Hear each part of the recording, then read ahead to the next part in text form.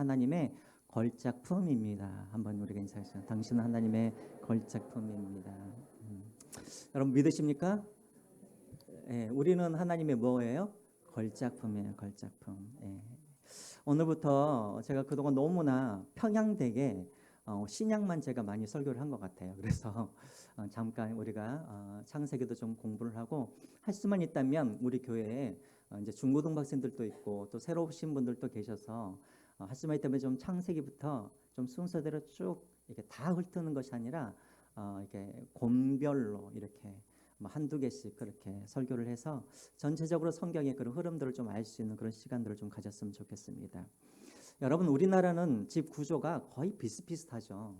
근데 이제 제가 이제 옛날에 살았던 미국은 구조들이 다 달라요. 그래서 만약에 어떤 집 안에를 들어가 보면 인테리어들이 다 다르기 때문에 그 인테리어를 보면은 이 집 주인이 무엇에 관심을 많이 갖고 있는지를 알 수가 있어요. 예를 들자면 제가 텍사스에 있었을 때 제가 다니던 미국 교회 담임 목사님 집에 한번 간 적이 있었어요. 갔더니 거실은 게임장이에요. 게임 룸으로 돼 있어요. 그리고 또 이제 또 거실 바로 옆에는 또 농구장이 돼 있어요. 실내인데 농구장으로 돼 있어요. 그리고 이제 밖으로 나갔더니 또 풀장이 되어 있어요. 자, 이분은 어디에 관심이 많이 있을까요? 노는데? 아이들, 아이들. 그래서 모든 인테리어가 다 누구를 위해서 지어져 있냐면 그렇게 아이들을 위하여서 아이들이 마음껏 놀 수 있도록 농구장 그리고 이렇게 안에 뭐 탁구장 그다음 밖에는 풀장. 목사님이 왜 그렇게 큰 집에서 사시는지. 그런데 얼마 안 돼요. 그때 당시에만 해도 뭐 2억 정도밖에 안 됐어요. 그 집이. 좋죠. 가고 싶죠. 예, 그래요. 우리나라는 전세비도 안 되는데. 자, 그래. 그래서 그런 인테리어를 보면 또 어떤 장로님 집에 한번 갔더니 그 집은 텔레비도 없고 오직 책만 있어요. 이게 뭐 도서관인지 집인지를 몰라요. 이분은 그럼 뭐에 관심이 있는 거예요? 예, 책에 대해서 관심이 많은 분이에요. 제가 왜 이야기를 하냐면 우리가 창세기를 통하여서 우리가 알아야 될 것이 있어요. 뭐냐면 하나님께서 창조하신 그 창조 이야기를 통하여서 우리는 무엇을 알 수가 있냐면 하나님이 무엇을 중요하게 여기시고 또 하나님은 무엇에 대해서 관심을 갖고 계시고 또 하나님이 어떠한 분이신지를 우리는 하나님이 창조하신 그런 인간들을 통하여서 하나님이 창조하신 이 모든 창조 만물을 통하여 이 세상 만물을 통하여서 우리는 그것을 알 수가 있다라는 것입니다. 자, 오늘 오늘 창세기 1장이지만 이 말씀을 통하여서 우리가 그런 부분들을 함께 묵상했으면 좋겠습니다. 여러분 우리가 창세기를 우리가 읽을 때 조심해야 할 것이 있어요. 그것은 뭐냐면 우리가 과학적인 그런 방법으로 접근해서는 된다 안 된다? 안 된다예요. 왜냐하면 이 창세기는 하나님께서 과학적으로 이 세상을 어떻게 지었는지 과학적으로 기록해 놓은 것이 아니에요. 그래서 여러분 혹시 창조과학회라고 들어보셨어요? 많이 들어보셨죠? 창조과학회는 크리스찬 그런 어떤 과학자들이 전문가들이 모여서 하나님께서 창조하신 이 세계를 성경을 좀 과학적으로 과학적으로 좀 증명해 보고자 이렇게 모인 사람들의 모임이죠. 그래서 실질적으로 이런 창조과학회 이런 모임을 통하여서 성경에 있는 그런 많은 그런 사건들이 역사적인 사건이라고 그렇게 이제 증명을 하고 그런 공헌도 많이 세웠어요. 하지만 문제도 있어요. 어떤 문제가 있을까요? 성경은 과학적인 책이 아닌데 자꾸만 이분들도 스스로 함정에 빠져서 과학적으로 그것을 해결하려고 그러니까는 어떤 문제가 생기겠어요? 여러 가지 많은 그런 문제들이 생기는 거예요. 예를 한번 들어볼까요, 여러분? 지금 이거 너무 어렵다. 쉽게 하면 뭐가 있을까? 예. 계기일식 있죠. 계기일식. 여러분 일식 아시죠? 계기일식. 계기일식이 뭐예요? 태양이 달에 가려져 가지고 잠시 태양이 안 보이는 그런 현상이잖아요.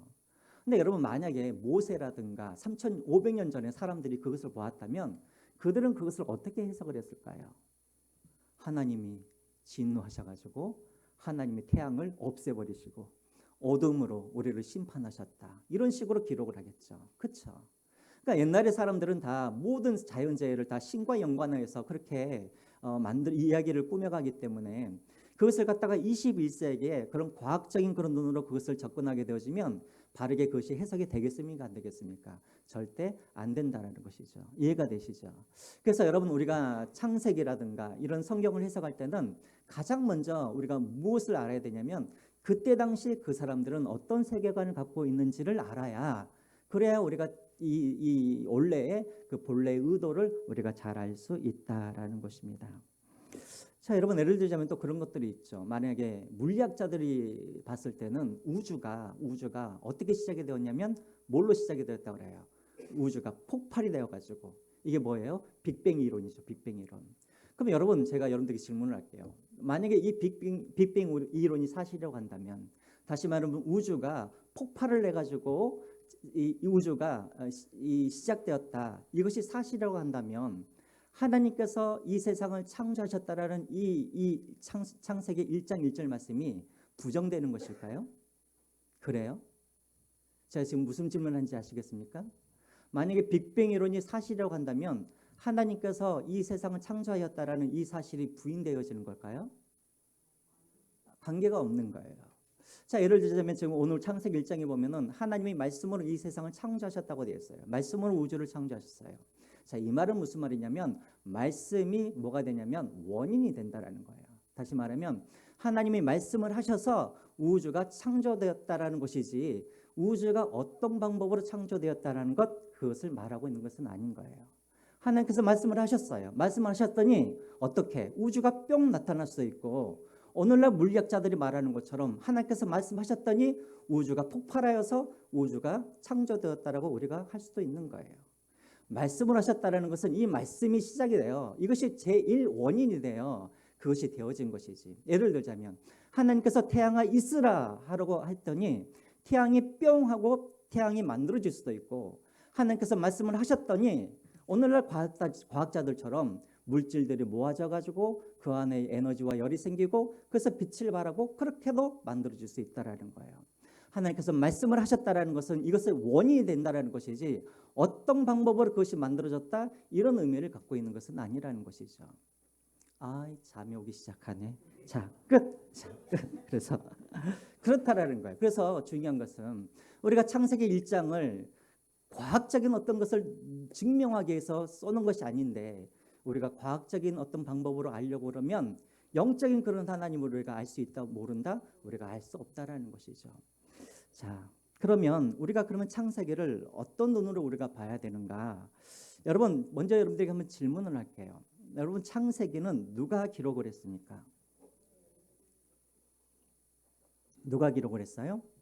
그럼 창세기를 지으신 이는 누구예요? 예, 하나님께서 창세기를 지으시고 그것을 듣고 누가 기록을 했냐면 모세가 기록을 했어요. 그럼 모세가 몇 권을 기록을 했어요? 네? 뭐죠? 자, 우리 주일학교 우리 중고등 학생들을 위해서 여러분들 한번 말씀해 주세요. 모세가 5권의 책을 만들었어요. 지었어요. 뭐예요? 창세기, 출애굽기, 레위기, 민수기, 신명기.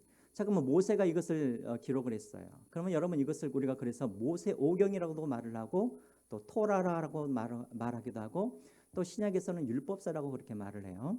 자, 그러면 여러분, 모세가 이것을 언제 지었을까요? 모르실 것 같아서 객관식으로 준비를 했습니다. 1번, 모세가 애굽에서 왕자로 있었을 때. 자, 2번, 모세가 사람을 죽이고 나서 미디안 광야로 피난하고 있었을 때. 3번, 모세가 애굽에서 이스라엘 백성들을 데리고 탈출한 후에 시내산에서부터 광야에서 40년 동안. 언제 지었을까요, 모세가? 몇 번이요? 3번이요, 3번. 네. 어떻게 하셨어요? 과학적인 증거가 있어요? 자, 어쨌든 3번인 것 같아요. 그렇죠? 자, 그러면 여러분, 우리가 그러면은 창세기는 모세가 그때쯤 지은 것 같다. 그럼 여러분, 이 창세기를 하나님께서 모세에게 주시고, 이 창세기를 누구를 보라고, 또 누구에게 읽히게 하려고 이 창세기를 만들었을까요? 이스라엘 백성들. 그럼 어떤 이스라엘 백성들이에요? 1번, 애굽에서 노예로 살고 있는 이스라엘 백성. 2번, 애굽에서 탈출하여서 지금 광야 땅에서 가나안 땅으로 향하고 있는 이스라엘 백성. 3번, 먼 훗날 예수님께서 태어나셨을 때 이스라엘 백성. 몇 번일까요? 네? 어머나, 2번. 그렇죠. 물론 모든 사람들을 위해서 만들긴 했지만 첫 번째 청자는 누구냐면 독자는 누구냐면 바로 광야에서 지금 가나안 땅을 향해서 가고 있는 이스라엘 백성들을 위해서 이 창세기를 하나님께서 주신 거예요. 자, 여기까지 따라오세요. 자, 그러면 여러분 우리는 이 어떤 관점으로 봐야 되냐면 나가 지금 이스라엘 백성으로서 광야에 있는 사람으로서 이 창세기를 어떻게 해야 되는 거예요? 봐야 되는 거예요. 21세기의 과학의 눈으로 이것을 봐야 될 것이 아니라 그때 당시에 그 사람의 형편으로. 그러면 여러분 지금 시내산 밑에 광야에 있는 이 이스라엘 백성들은 어떤 사람들이었어요? 어떤 사람들이었어요? 400년 동안 어디에 노예로 있던 사람들이었어요? 예? 애굽의 노예로 살던 사람들이었어요. 잠깐만 이 사람들은 지금까지 어떤 신을 이들은 믿고 있었을까요? 하나님을 섬기고 있었을까요? 아니요. 누구를? 애굽에 있는 애굽 신을 이들은 섬기고 있었어요. 몇 년 동안? 400년 동안 그렇게 애굽 신을 섬기고 있었어요. 다시 말하면 이들은 여러 다신을 섬기고 있었어요. 자, 그리고 이들은 이제 400년 동안 어떤 생활을 하고 있었어요? 막 왕처럼 막 누리며 살았습니까? 어떤 삶을 살았었어요, 이들이? 종과 노예로 살고 있었어요. 자, 여러분들이 이것을 생각하시면서 창세기를 읽어보셔야 되는 거예요. 이들은 어떤 사람들이었냐면 노예로 핍박받고 종으로 살다가 그리고 애굽의 신을 섬기고 있다가 어디로 나온 사람들이에요? 애굽에서 나와서 지금 광야에서 있다가 지금 가나안 땅으로 향하고 있는 사람들이에요. 그러면 이들에게 때를 베껴야 돼요. 어떤 때를 베껴야 할까요? 애굽에서 갖고 있었던 그런 때들, 다시 말하면 애굽의 신을 믿고 있었던 그 때들, 그렇죠? 그리고 또 자기 자신들의 그런 종과 노예라는 이런 습관들, 이 때들, 이것을 벗겨내야 되잖아요, 그렇죠? 그래서 여러분 창세기를 통해서 하나님께서 말씀하고자 하시는 건 무엇이냐면 이제 왜 내가 너희들을 애굽에서 구해냈고 애굽에서 구해낸 하나님이 어떤 하나님이시고 그리고 너희들은 어떤 존재인지 왜 너희들을 내가 구원하였는지 그 너희들은 어떤 존재인지를 하나님께서 말씀하시기 위하여서 이 창세기를 하나님께서 뭐 하신 거예요? 기록하신 거예요. 자, 여기까지 따라오시겠어요? 자, 이런 관점으로 여러분들이 창세기를 보셔야 된다는 거예요. 아시겠죠?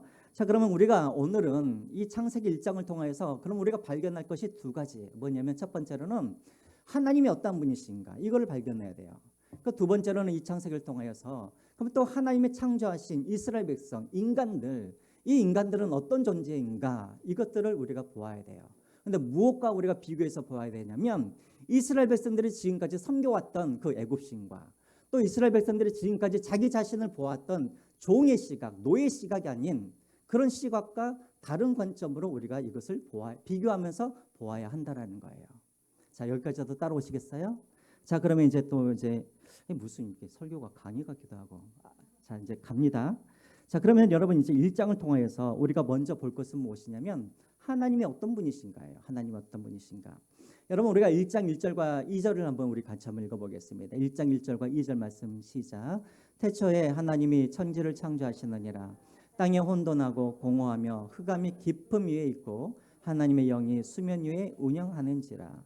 먼저 하나님께서 첫날에 무엇을 만드셨냐면 첫날에 당연히 우주와 그리고 지구를 만드셨겠죠. 그래서 빛을 만드셨겠죠. 자, 그런데 여러분 2절에 보시면은 이 지구의 그런 상태에 대해서 나와요. 우리가 살고 있는 이 지구의 상태. 어떤 상태라고 나와요? 땅이 뭐하였고 혼돈하였고 또 땅이 어떻게 했다고요? 공허하였고. 여러분 땅이 혼돈할 수가 있습니까? 땅이 공허해요?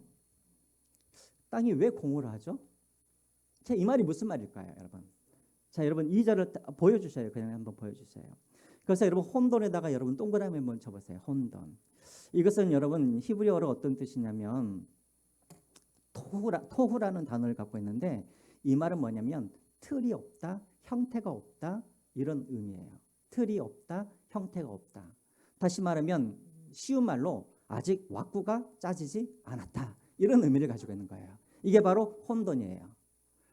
왁구가 일본 말이에요? 아, 그래요?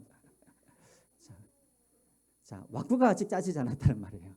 그럼 두 번째로 뒤에 나와 있는 공허라는 말은 뭐냐면 공허는 보후라는 말이에요. 저기 히브리어로 보후. 이 말은 뭐냐면 텅 비어 있다 이런 말이에요. 다시 말하면 내용물이 없다라는 그런 의미를 가지고 있어요. 공허하다. 그러니까 여러분 왜 제가 지금 이것을 설명하냐면 자, 여러분 보세요. 총 며칠 동안 창조를 하셨죠? 6일 동안.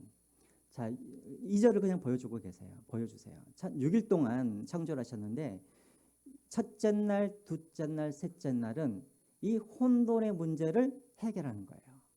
다시 말하면 첫째 날, 둘째 날, 셋째 날은 뭐냐면 왁구를 짜는 날이에요. 왁구. 틀을 짜는 날이에요. 이해가 되시죠? 그러면 네 번째 날, 다섯 번째 날, 여섯 번째 날은 어떤 날이냐면 틀을 짰으면 그 안에다가 뭘 채워놔야 돼요? 내용물을 채워내야 되죠. 그래서 넷째 날, 다섯째 날, 여섯째 날은 공허라는 이것을 해결하는 거예요. 자, 첫째 날부터 셋째 날까지는 혼돈이라는 이 문제를 해결하시는 것이고, 자, 넷째 날부터 여섯째 날까지는 뭐예요? 공허라는 것. 다시 말하면 채워넣는 작업을 하시는 것. 그래서 여러분 그러면은 첫째 날은 뭐예요? 첫째 날은 우주와 지구와 그리고 빛을 만드셨겠죠. 그렇죠? 그럼 여기에다가 이제 놓아야 되잖아요. 내용물을. 뭘 넣겠어요? 다시 말하면 이 우주에다가 뭘 넣겠어요? 태양과 달과 별들을 거기 안에다 넣겠죠. 또 첫째 날 빛을 하나님께서 만드셨는데 이 빛은 4절의 빛과 좀 달라요. 이것은 또 설명하려면 너무나 길기 때문에 어쨌든 빛을 만드셨으면 이 빛을 발광해야 할 그런 발광체가 필요하잖아요. 그래서 네 번째 날에는 뭘 만드셨냐면 해와 달과 별을 만드셨어요. 자, 그러면 두 번째 날에는 어떤 왁구를 짜셨냐면 지구는 처음에는 어떤 상태냐면 모든 지구는 다 뭘로 덮여 있었어요? 물로 덮여 있었어요. 그래서 두 번째 날은 하나님께서 어떤 이제 틀을 짜시냐면 이 물을 나누세요. 어떻게 나누냐면 위와 아래로 물을 나누세요. 그래서 위와 아래로 물을 나누니까 그 안에는 공간이 생기잖아요. 이 공간이 뭐예요? 하늘이 되는 거예요. 하늘이. 아시겠죠? 그리고 그래서 옛날 창조 처음 시기에는 이 하늘에도 뭐가 있었냐면 물이 있었어요. 물이 바다처럼. 그리고 밑에도 물이 있었어요. 자, 그러면 여러분 다섯 번째 날은 이것을 채워넣는 거잖아요. 그러면 뭘 채워넣겠어요? 이 하늘에다가 채워넣으려고 하니까 뭘 만들어요? 새를 만들겠죠. 또 밑에 있는 그 바닷물에다가도 채워내야 되니까 또 뭘 만들겠어요? 예? 예, 물고기를. 그래서 다섯 번째 날은 둘째 날에 그런 내용물을 채우는 거예요. 뭘 만들어서? 새와 물고기를 만들어서. 자, 그러면 세 번째 날은 또 무슨 틀을 짜셨어요? 자, 이제 물을 이렇게 나눴죠. 그럼 이제 땅이 있어야 되잖아요. 그래서 바다에 있는 이 땅이 위로 올라오게 되어지죠. 그래서 육지가 그렇게 만들어지게 됩니다. 자, 그럼 이제 이렇게 왁구가 짜졌죠? 계속 왁구란 말하니까 한 번 시작하니까 왁구가 짜졌죠? 자, 그러면은 이 육지에 살 것을 만들어야 되잖아요. 그래서 여섯 번째 날 뭘 만드는 거예요? 짐승과 가축과 마지막에는 뭘로요? 사람을 그렇게 만드는 거예요. 자, 이해가 되시죠, 여러분? 자, 우리 어렸을 때 막 이 순서 외우려고 막 우리가 했는데 이렇게 생각하시면 되는 거예요. 아, 첫째 날부터 셋째 날은 틀을 만드는 날이고 넷째 날부터 여섯째 날은 그 틀을 만드는 거기에다가 내용물을 채워놓는 그런 거예요. 그 이제 일곱 번째 날에는 하나님께서 뭘 하셨어요? 안식을 하셨어요. 왜 안식을 하셨어요? 힘드셔서, 지치셔서. 그래서 안식하신 거예요? 어떤 의미를 갖고 있어요? 그래요. 더 이상 할 일이 있어요, 없어요? 없어요. 이 말은 뭐냐면 하나님께서 6일 동안 만드셨던 이 모든 창조물은 완벽하게 하나님께서 창조하셨다는 거예요. 부족함이 없었다는 거예요. 뭔가가 부족했다면 7일째도 하나님께서 일을 하셨겠죠.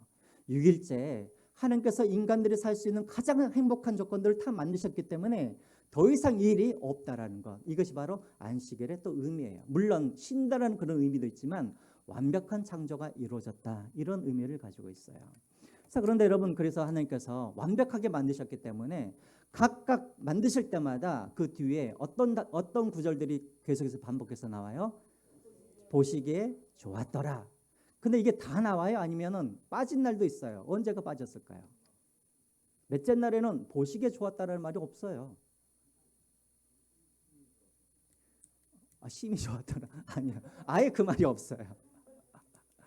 몇째 날일까요?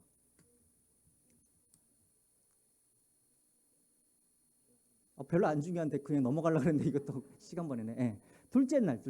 둘째 날. 예. 둘째 날에는 그 이유는 몰라요. 우리가 그냥 천국 가서 하나님께 물어보면 되는데 물론 랍비들이 하는 말은 있지만 그것도 더 길어지기 때문에 또 다음에 또 설명을 하겠습니다.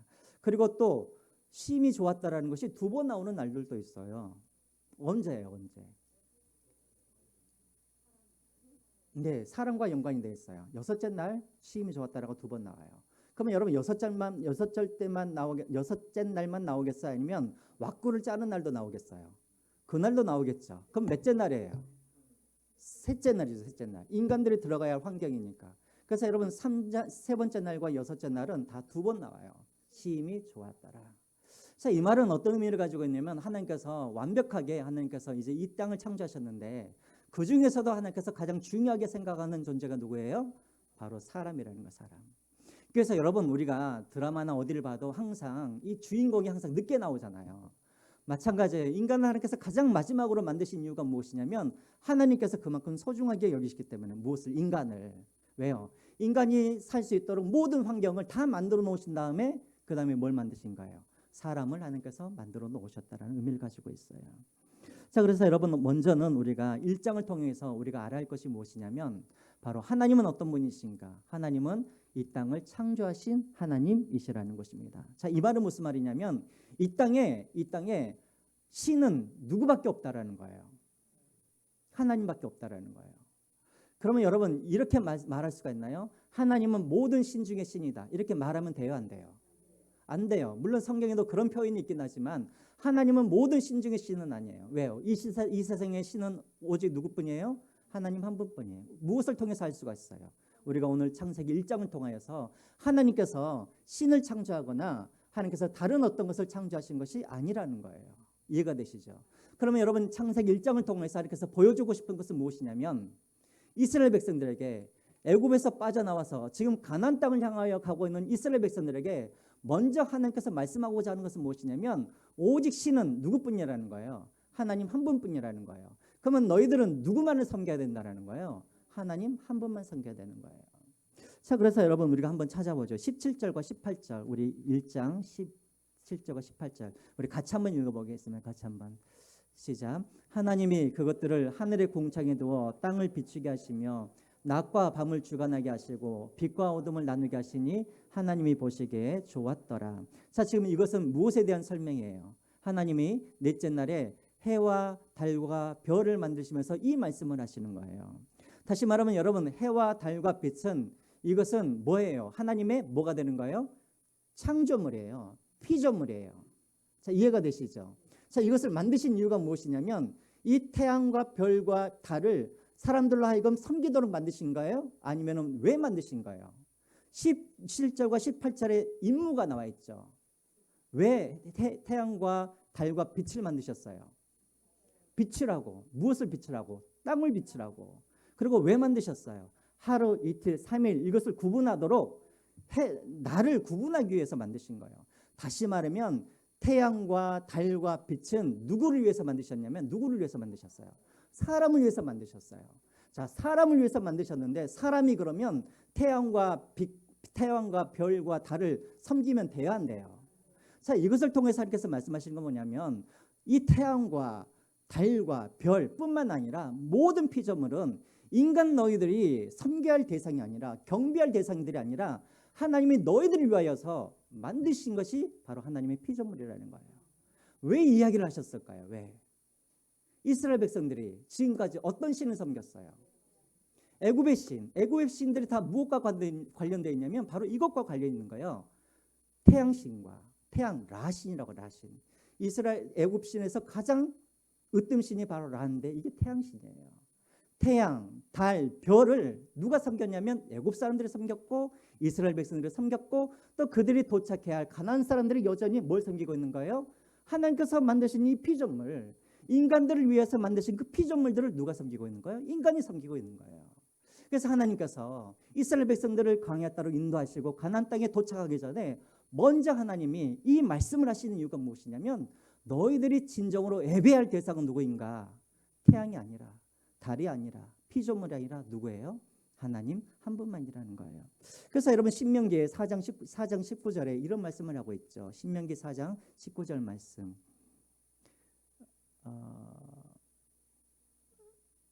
그런 건가? 19절? 네, 그렇죠. 19절. 같이 한번 읽어볼까요? 시작. 또 그리하여 내가 하늘을 향하여 눈을 들어 해와 달과 별들 하늘 위의 모든 천체 곧 너희의 하나님 여호와께서 천하 만면을 위하여 배정하신 것을 보고 미혹하여 그것에 경배하고 섬기지 말라 나와 있죠. 너희들을 위하여서 만들어 놓은 그런 것들인데 너희들이 그것을 뭐 하지 말라고요? 섬기지 말라고요. 왜 하나님께서 이 말씀을 하세요? 가나안 땅에 들어가면 분명히 이들이 또 무엇을 섬기니까? 하나님께서 만들어 놓으신 이런 피조물들 섬기게 되어지니까. 이해가 되시죠? 죄가 뭐예요? 죄가. 이게 바로 죄인 거예요, 여러분. 로마서 1장 25절에 나와 있는 것처럼 창조주보다 피조물들을 더 경배하는 것이 바로 죄인 거예요. 여러분 오늘 또 마찬가지예요. 여러분 하나님께서 우리에게 돈을 주셨어요. 돈이라는 것은 우리에게 필요하기 때문에 하나님께서 우리에게 주신 돈은 피조물인 거예요. 근데 오늘날 우리는 그 피조물인 그 돈을 어떻게 해요? 이용하고 있는 것이 아니라 뭐예요? 그것을 경배하고 숭배하고 있다는 거예요. 여러분 자식도 마찬가지예요. 자식도 피조물이에요. 근데 우리는 자식들을 어떻게 해요? 경배하고 숭배하고 그렇게 살아가죠. 죄가 뭐예요? 죄가 바뀌는 거예요. 뭐가? 예배의 대상이 자꾸만 바뀌는 거예요. 여러분 우리가 기억해야 할 것은 창세기 1장 1장을 통해서 1장을 통해서 우리가 알아야 할 건 뭐냐면 우리가 분명하게 우리가 예배할 대상이 누구인지를 확실히 알아야 된다는 거예요. 이게 바뀌어버리면 우리의 모든 질서가 다 깨어져 버리고 그때부터 우리의 불행이 시작되어진다는 거예요. 이해가 되시죠?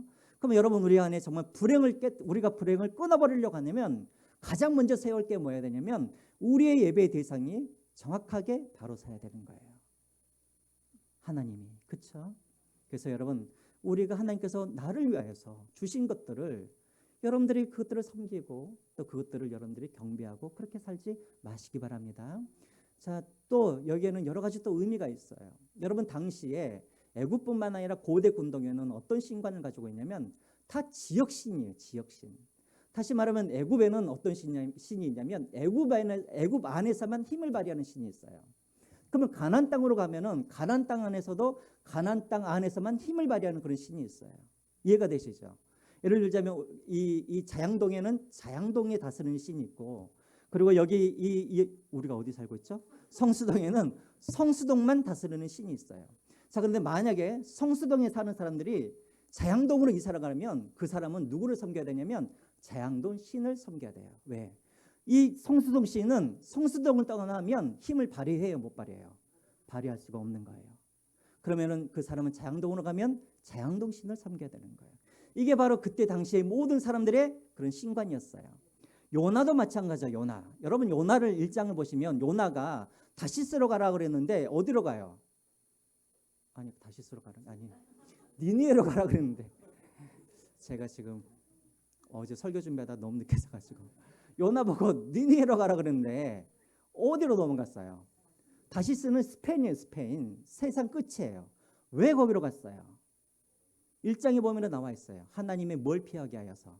얼굴을 피하기 위해서 거기로 갔다 그랬어요. 그러니까 요나의 사고방식도 뭐냐면 이스라엘만 벗어나면 뭘 벗어날 수 있다고 그랬습니까? 있어요. 하나님을 벗어날 수 있다고 생각을 한 거예요.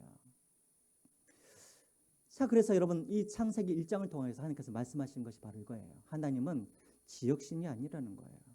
하나님은 이 모든 우주를 창조하신 하나님이시라는 거예요.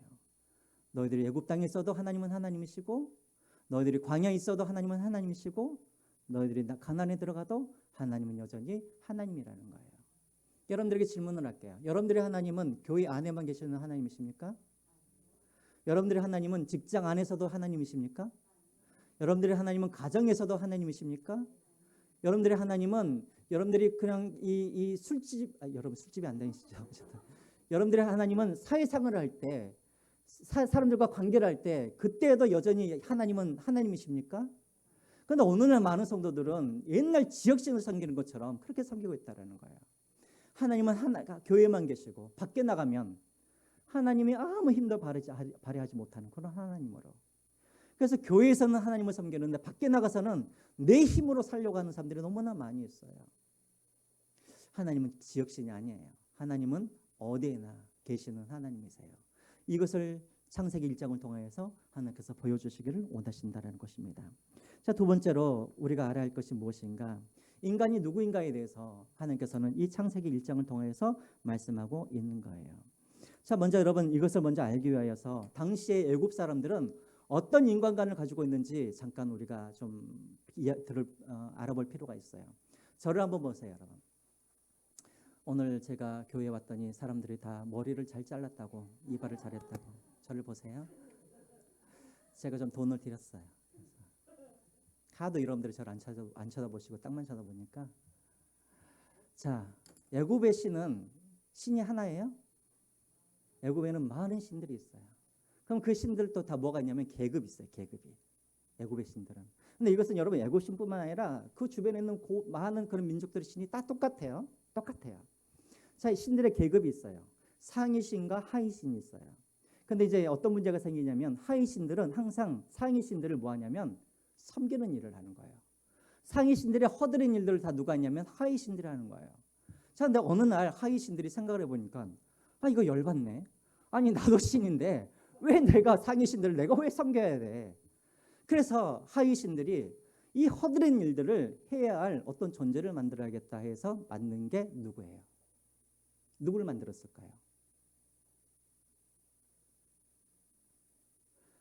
하위 신들이 내가 왜 이 상위 신들 내가 꼬북 노릇을 내가 왜 해야 돼? 그래서 이런 허드렛 일을 이제 시킬 어떤 존재가 필요해. 그래서 창조한 게 누구냐면 누구일까요? 사람이에요, 사람.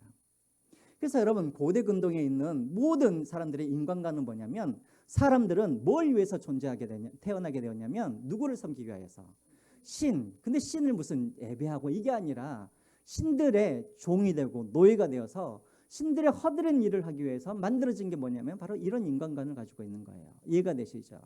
그래서 신들의 먹을 것을 준비하고 신들이 살 수 있는 그런 집들을 지어주고 이런 모든 허드렛 일들을 다 누가 해야 되냐면 인간들이 해야 된다고 생각을 한 거예요. 그래서 그들은 스스로 항상 어떤 생각을 하고 있냐면 우리는 신들의 뭐라고 생각을 했냐면 노예와 종으로 생각을 한 거예요. 그럼 여러분 스스로가 노예와 종이고 그 신들의 수단이기 때문에 사람들이 사람들을 서로 사랑을 할까요? 아니죠. 너도 노예고 나도 노예인데 서로 물건 취급을 하는 것이죠. 그렇죠. 그래서 사람들을 마음대로 죽이기도 하고 무시하고 경멸하고 조롱하고 이런 일들이 그때 고대 당시에는 그렇게 있었다라는 거예요. 사람을 존중하는 마음이 없었어요. 왜? 자기들은 모두 다 신들을 위하여서 허드렛 일을 하는 노예로 우리가 만들어졌으니까. 근데 고대 문서에 유일하게 인간을 소중하고 존귀한 자로 표현하고 있는 것이 어디냐면 바로 성경인 거예요. 아까도 여러분들에게 말씀을 드렸지만 이 다른 애굽의 그런 인간관은 어떠냐면 인간들이 신을 위하여서 먹을 것을 준비하고 인간들이 신을 위하여서 집을 지어야 했었어요. 근데 여러분 오늘 창세기 1장을 보세요. 하나님이 인간들을 위하여서 뭘 준비하셨어요? 그들의 먹을 거리를 누가 준비하셨어요? 하나님이 준비하셨죠. 에덴 동산에. 그럼 하나님께서 인간들을 위해서 뭘 해주셨어요? 그들이 살 수 있는 뭘 준비해 주셨어요? 집을 준비해 주셨어요. 이게 바로 뭐냐면 이것이 바로 에덴 동산이라는 거예요. 또 여러분 오늘 우리가 읽었던 25절과 26절을 보면은 하나님께서 동물을 만드셨을 때는 그냥 뭘로 만드셨어요? 그냥 종류대로 종류에 따라 만드셨다고 되어 있어요. 근데 여러분 그 다음에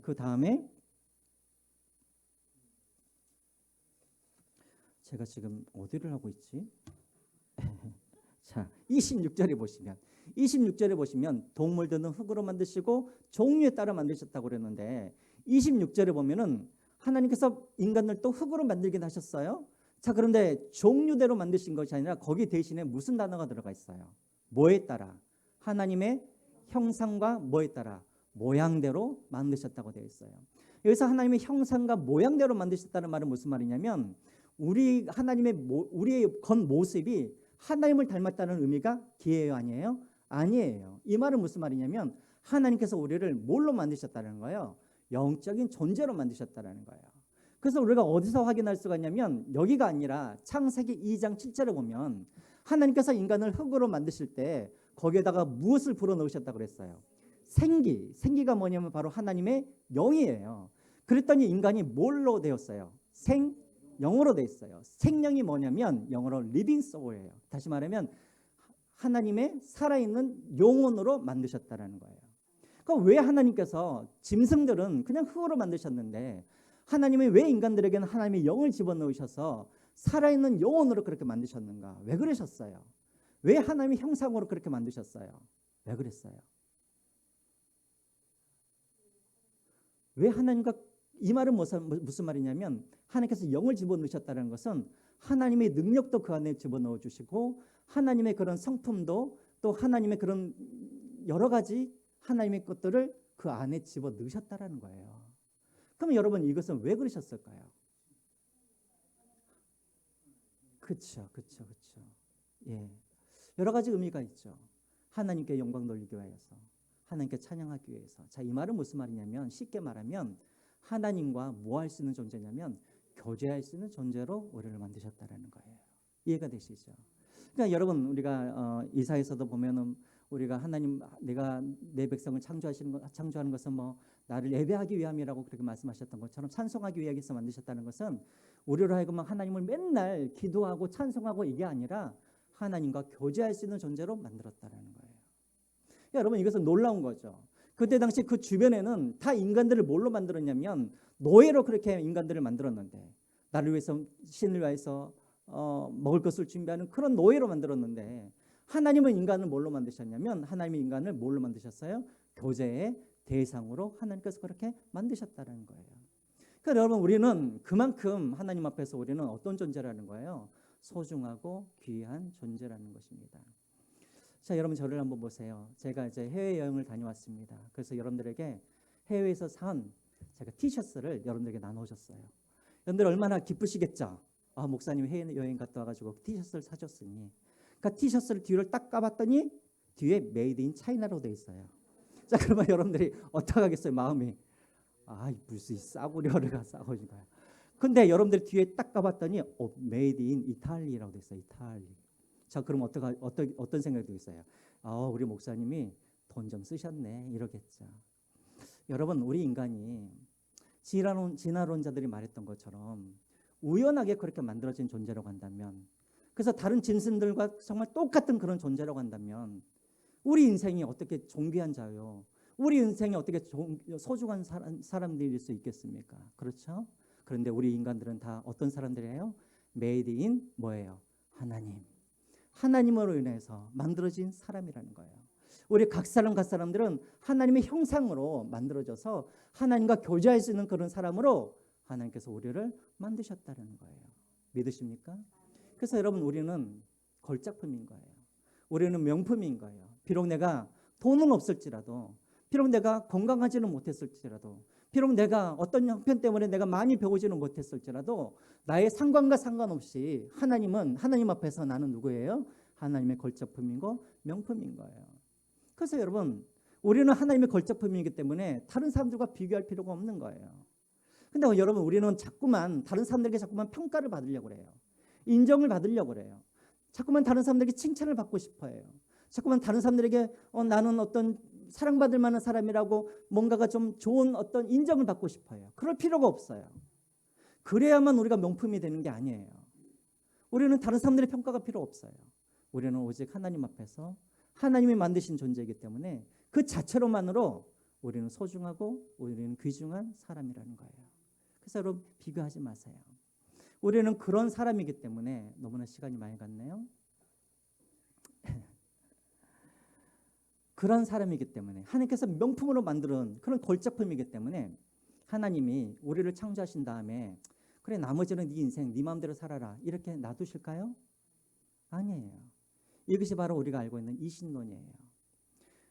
우리는 하나님의 명품이고 하나님의 걸작품이기 때문에 하나님은 우리를 창조하신 다음에 나머지는 그냥 자연의 원칙대로 너희들이 살아가라 이렇게 우리를 내버려 두지 않으세요.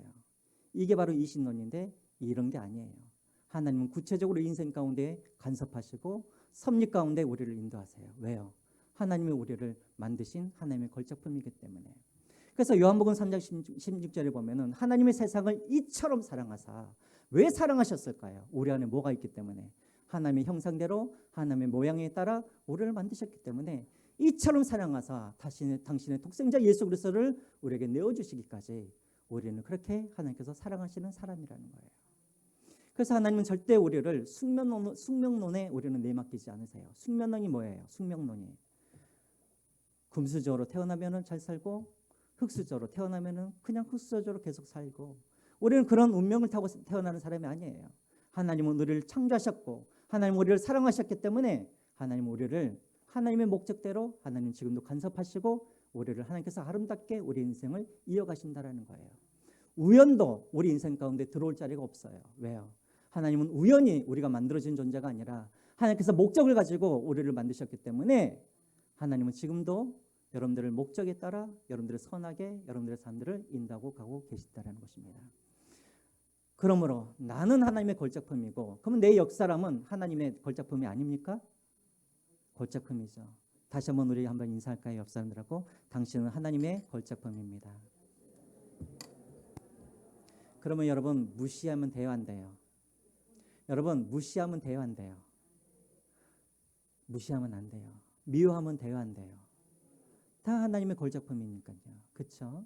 그래서 교회는 창세기 1장 1절을 믿는 교회라고 한다면 교회는 절대 사람을 무시해서도 안 되고 사람을 멸시해서도 안 되고 사람을 미워해서도 안 되고 사람을 사랑하는 것이 무조건 사람을 사랑하는 것이 뭐예요? 교회예요. 교회. 저는 우리 교회가 그런 교회가 되었으면 좋겠습니다. 예. 우리 말씀을 맺겠습니다. 우리 찬양하시면서 우리 준비하신 음을 하나님을 벌려드리겠습니다. 우리의 보호자 앞에 모였네. 네, 한번 찬양하시죠.